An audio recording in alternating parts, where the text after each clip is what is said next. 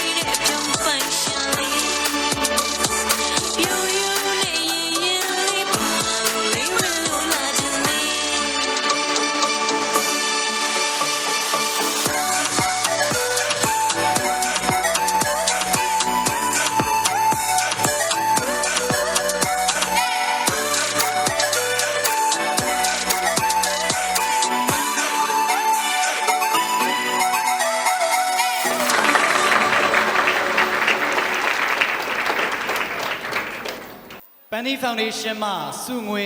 2000ကျပ်ဦးမောင်မောင်ဒေါ်နီလာဝင်းသမီးမစီစွာစုငွေ2000ကျပ်ကိုစင်လင်းထက်မထက်ထက်ထိုင်စုငွေ1000ကျပ်ဆက်လက်ပြီးတော့တင်ငန်းကျွန်းခရိုင်ပြည်ရေးမှုရုံလက်ထောက်ညွှန်ကြားရေးမှူးဆရာကြီးဦးဝေမောင်သိန်းစုငွေ2000ခွဲ